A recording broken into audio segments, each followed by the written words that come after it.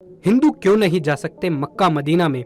शताब्दी की स्पीड से फैलती एक न्यूज आजकल सोशल मीडिया पर बहुत ही ज्यादा वायरल हो रही है।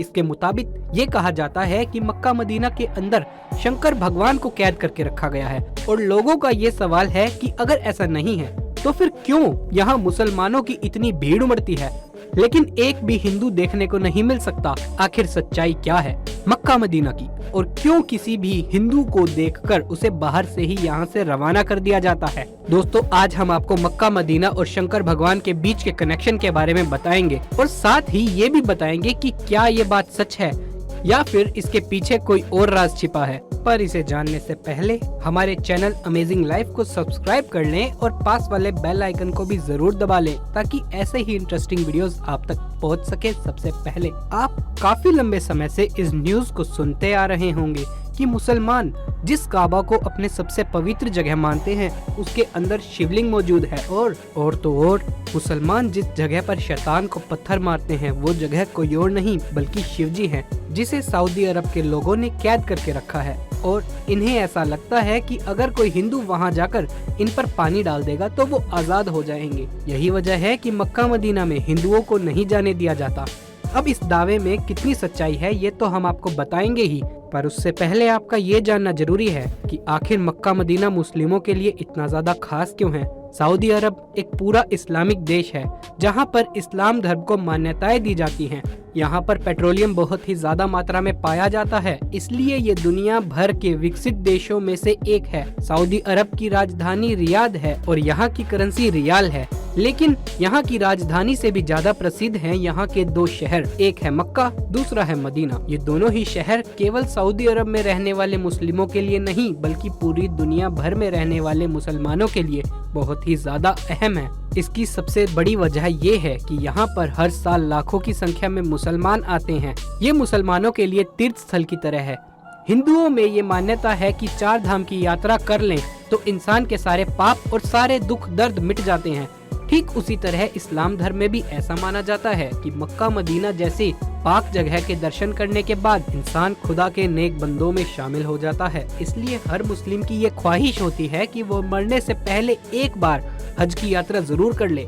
इस जगह की महत्वता कितनी है इसका अंदाजा आप इस बात से लगा सकते हैं कि मुस्लिम चाहे दुनिया की किसी भी कोने में नमाज क्यों न पढ़े, हमेशा काबा की ओर मुंह करके ही नमाज पढ़ते हैं। जैसे कि भारत में रहने वाले मुस्लिम पश्चिम की ओर मुंह करके नमाज पढ़ते हैं क्योंकि हमारे देश से मक्का पश्चिम में स्थित है। और मुस्लिम ये भी मानते हैं कि पश्चिम की ओर मुंह करके झूठ बोलना भी गुनाह है। दोस्तों, जब लोग हज की यात्रा करने के लिए जाते हैं तो काबा के चारों ओर चक्कर लगाते हैं और इसे तवाफ कहा जाता है और ये हज का सबसे खास हिस्सा होता है। साथ ही वो मदीना की जियारत करने जाते हैं। मदीना वो जगह है जहाँ पर पैगंबर मोहम्मद की कब्र बनी हुई है। दोस्तों, मक्का मदीना के बारे में तो आप लोगों ने काफी कुछ जान लिया, लेकिन अब इन तस्वीरों की सच्चाई के बारे में जानते हैं और ये जानना काफी जरूरी भी है, जो आजकल सोशल मीडिया पर बहुत ज्यादा वायरल हो रही हैं। यहाँ तक कि कई सालों से लोग इस चीज पर विश्वास कर रहे हैं, पर हम आपको बता दें कि इंटरनेट पर वायरल हो रही ये बातें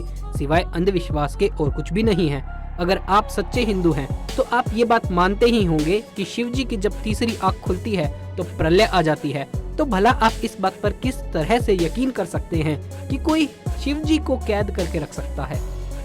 और वैसे भी अगर आप किसी और धर्म के भी क्यों न हो, लेकिन एक ईश्वर के घर पर दूसरे ईश्वर को कैद करके रखने वाली बात सरासर गलत है। ऊपर से कहा जाता है कि मक्का मदीना में साधारण मनुष्य ने शिव जी को कैद किया है। मतलब ये तो वही बात हो गई कि कोई कहे कि मैं चांद जमीन पर ले आऊंगा और आप उस पे मान भी लें कि हाँ भाई उसने कहा है तो जरूर ले आएगा। अरे कुछ अपना भी तो दिमाग लगाइए। भला कोई स्वयं सबका विनाश करने वाले शंकर भगवान को कैसे कैद कर सकता है?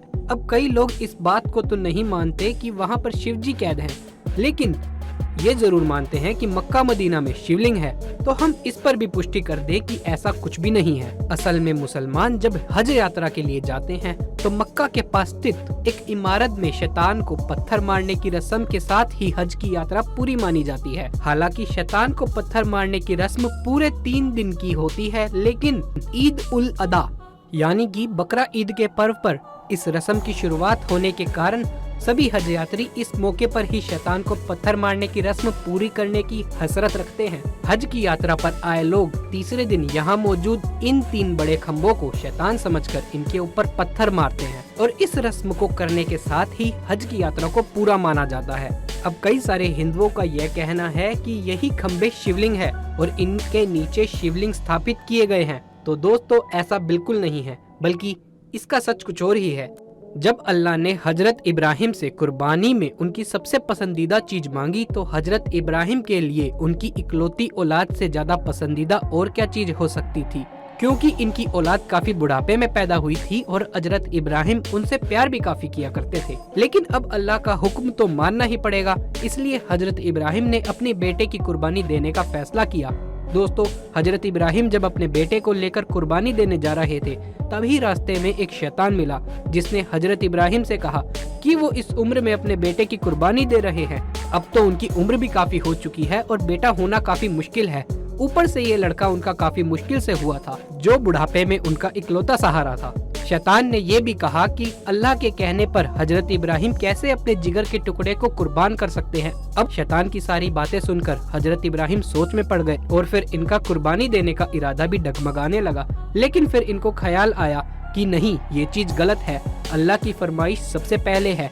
तब हजरत इब्राहिम कुर्बानी देने के लिए चले गए। हजरत इब्राहिम को लगा कि कुर्बानी देते समय कहीं वो भावनाओं में न बह जाएं, और यही वजह है कि कुर्बानी देते वक्त उन्होंने अपनी आंखों पर पट्टी बांध ली। लेकिन भला खुदा कैसे किसी के साथ बुरा कर सकते हैं। वो तो बस हजरत इब्राहिम की परीक्षा ले रहे थे, जिसमें हजरत इब्राहिम पूरे तरीके से पास भी हो गए। इसलिए खुदा ने हजरत इब्राहिम के बेटे की जगह कुर्बानी देने के लिए एक बकरे को खड़ा कर दिया और तभी से बकरा ईद के दिन बकरे की कुर्बानी देने की परंपरा चली आ रही है। यही वजह है कि जब हज यात्री जानवर की कुर्बानी दे देते हैं तो ये उस शैतान को पत्थर मारने पहुंचते हैं, जिसने हजरत इब्राहिम को भटकाने की कोशिश की थी। और इसी पत्थर मारने की रस्म के साथ ही खुदा से वे वादा करते हैं कि कोई भी शैतान उन्हें कभी भी बहका नहीं पाएगा, फिर चाहे वो शैतान बाहरी दुनिया से हो या फिर उनके मन का शैतान हो। वो हमेशा सच्चे दिल से खुदा की इबादत करते रहेंगे।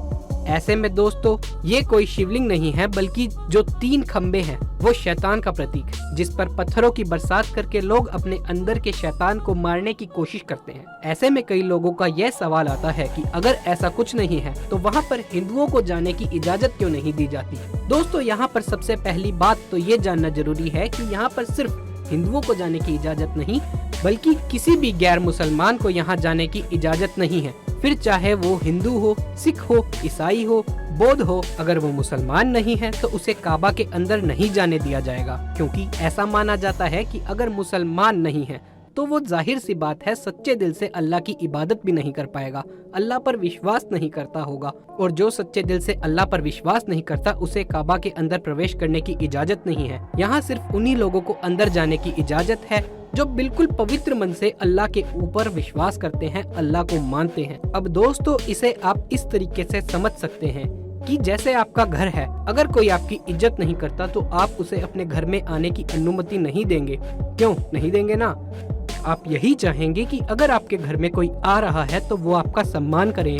और ठीक ऐसा ही यहाँ के लोग भी चाहते हैं कि जो कोई भी काबा में प्रवेश करता है वो सच्चे दिल से अल्लाह को माने। उसके लिए सबसे पहले अल्लाह होना चाहिए और बाकी सारी दुनिया बाद में। हमें उम्मीद है कि आपको मक्का मदीना से जुड़ी हर एक बात अच्छे से पता चल गई होगी और आपके मन में जितने भी प्रश्न थे उन सबका जवाब मिल गया होगा। अब आपका इसके बारे में क्या कहना है हमें कमेंट्स में जरूर बताएं और इसी तरह के इंटरेस्टिंग वीडियोस देखते रहने के लिए हमारे चैनल अमेजिंग लाइफ को सब्सक्राइब करके पास वाले बेल आइकन को भी जरूर क्लिक कर लें। इस वीडियो को ज्यादा से ज्यादा लाइक करें, शेयर करें व्हाट्सएप पर, फेसबुक पर, ताकि ये जानकारी ज्यादा से ज्यादा लोगों तक पहुंच सके। धन्यवाद दोस्तों, फिर मिलेंगे किसी ऐसी ही इंटरेस्टिंग वीडियो में, तब तक के लिए शुक्रिया।